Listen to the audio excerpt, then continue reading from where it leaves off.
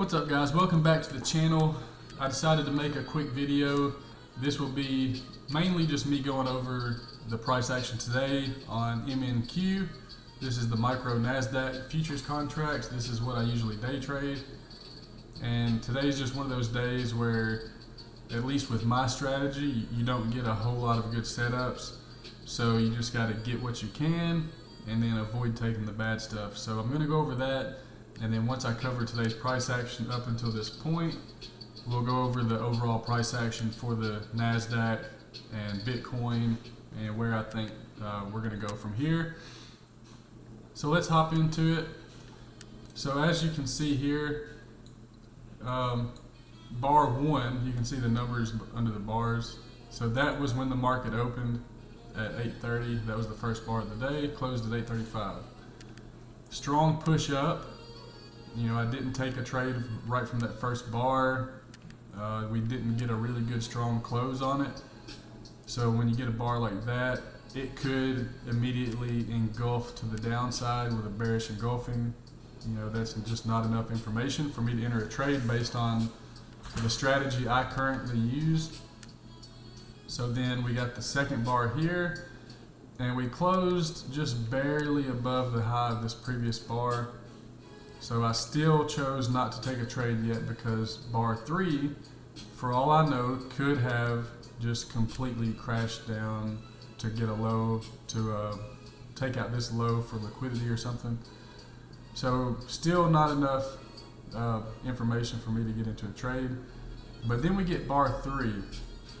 And bar 3 closed quite a bit higher than the high of bar 2. And bar 3 closed within the top 20% of its range. So you can see the range I have at the top of these bars. That's 46.5 points. So that's the size of this bar from top to bottom. So I did enter a trade there as soon as this bar closed. As soon as bar 3 closed, I got in long. And I'm not sure what ATR was at this point, but with my strategy, I risk 1 ATR, and I have ATR up here in the corner. Right now it's down to 11. Earlier today it was quite a bit higher, maybe in the 20s. Still not that great, but good enough to get a trade. So bar 3, once I entered, I was risking 1 full ATR, and my reward, my profit target, was at half of 1 ATR. So I think I ended up getting 12 or 14 points or something. And then from here, bar 4 was pretty strong. This would have been an acceptable trade here. Let me just go ahead and mark that. I didn't take this one just because it closed a little bit lower than what I like. But that would have been an acceptable trade. Maybe not an A+ trade, but still a good trade. And you can see here, you probably would have made money depending on where your target was. So I decided to just wait because I had a good winner here. And then we had a couple of doji bars. And then we had 4 bear bars in a row. And bar 8 had a little bit of strength to it. Bar 9 and 10 didn't look too strong. But 4 consecutive bear bars is enough to make me be cautious for wanting to take a long from down here. And we didn't quite reach this 20 EMA, or I might have possibly taken a long scalp off of that. But we didn't quite get there. This is a key level I have here at 25,281. It's on all my charts here. On the higher time frames, this is the daily and the 4-hour and the 1-hour up here. So that's a good strong level. So we did kind of test that and get a little bounce. You could have tried to catch a bounce off that, but in my opinion that's just too risky because the next bar after bar 11 could have actually just been a big bear bar straight down to this EMA. So I chose to just be cautious, not take a trade yet. And then we get bar 12, which kind of lines up with my strategy. Bar 11 and 12 are both strong bull bars. bar 12 had a high close here.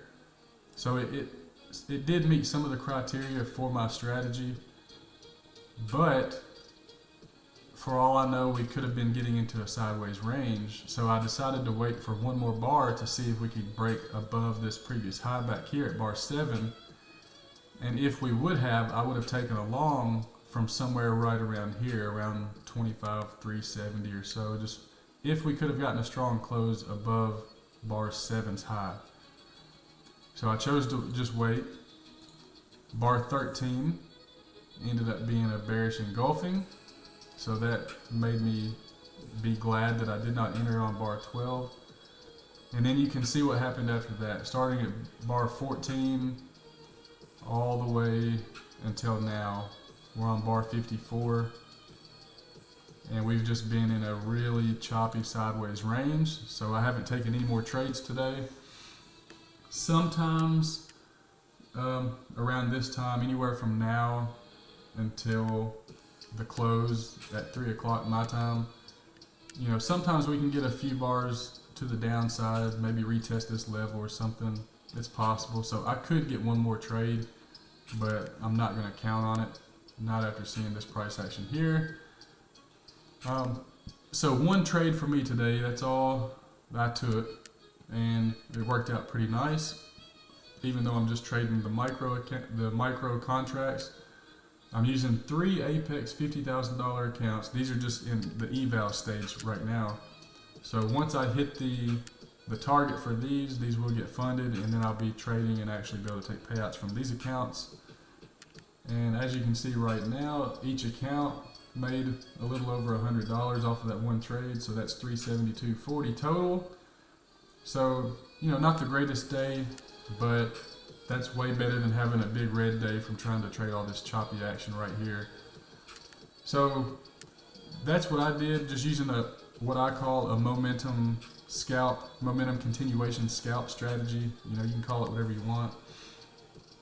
Mainly, you know, you see 2 to 3 consecutive strong bars in the same direction, and then, you know, you want the bar that you're going to enter on to have a really strong close. I usually say in the top 20% of that bar's range, just like on bar 3. So that was a perfect entry for my strategy, and it worked out. So maybe I can get some more setups tomorrow and start chipping away on these evaluations a little bit more. But overall, it's a green day. Pretty nice. So that's the NASDAQ's intraday price action for futures. So now let's hop over to TradingView, and we'll just look at the overall NASDAQ and even Bitcoin's price action and see where just the overall market might go from where we are here.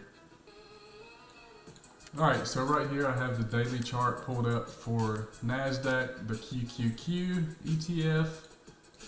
And as you can see, we've been in this sideways range right here since, well, we got in there back around the 11th of September.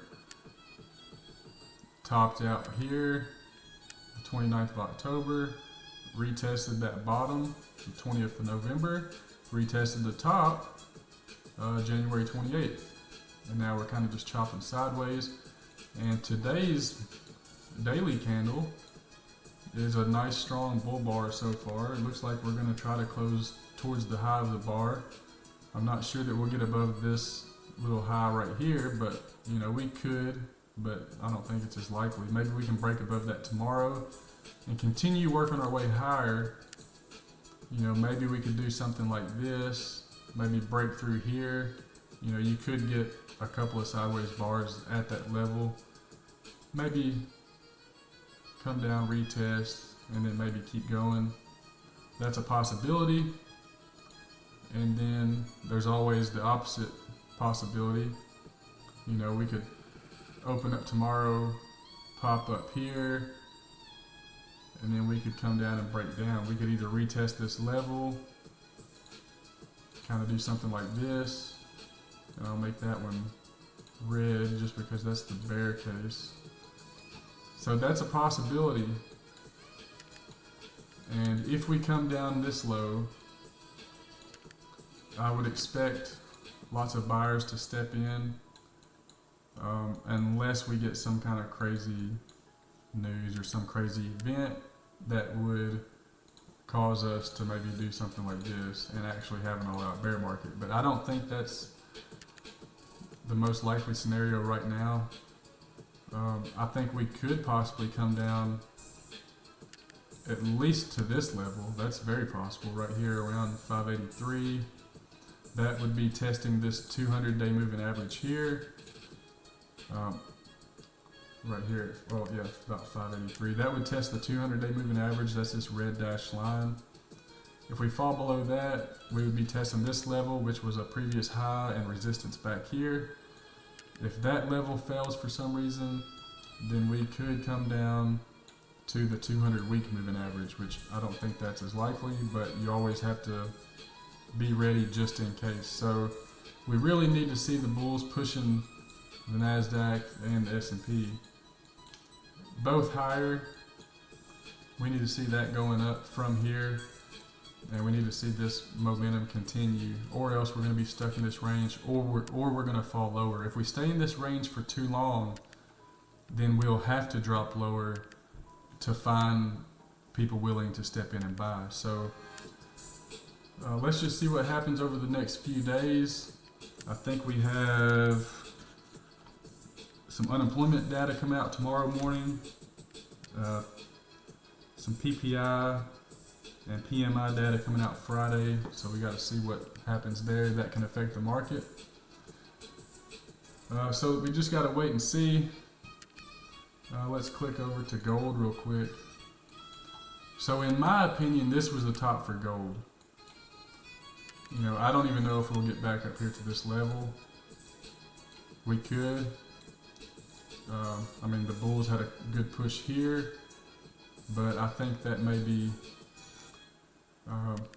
some long-term holders or people just actually buying as the people up here's exit liquidity. You know, this was kind of like a blow off top, and then here we're kind of forming a wedge pattern, so it would actually be like this. So this actually looks pretty bad. You know, we came down, 1 push, 2 push, 3 push. So even if I do it like this or like that, either way, this looks pretty bad. A lot of times, if we see a wedge like this, where we have 1 push up, a pullback, 2 pushes up, pullback, and then leg 3 pushes up like that. Let's just do this so it's easier to see. And then we had a pretty strong bear candle right after. A lot of times we'll find resistance up here. Even though we broke up above that wedge, it's kind of like a fake out. So it's very possible that we drop back to right here, because that would be the first target for that drop, would be the opposite side of that wedge. You know, we could go sideways, but I think we're coming down. And I think the next target would be, that would probably be a target here. And then the next target would probably be right around here. You know, not exactly maybe, but that's what I'm thinking. And it might not seem like gold could drop that much, but it can. You know, it could drop to here, then chop around, then drop to here, range around. I mean, this could take, you know, this could go on for years. I mean, the gold could literally drop from where it is and form some kind of range for several years. Just like back here. See how long this went in a range? I mean, that was from August of 2020, and then it broke out another parabolic move March of 2022. That's a couple of years. And after a move like this, you know, it could take a while for this to correct. So, you know, I'm not telling anybody what to do. I'm not a financial advisor, but this looks like a big bear flag or parabolic wedge. You know, the third leg's kind of like a blow off top or whatever. It's a lot of times it'll keep going, and right here a lot of bulls will get trapped. So you just gotta be careful there. I'll just leave all this pulled up for future reference, so I can come back and see what it actually did.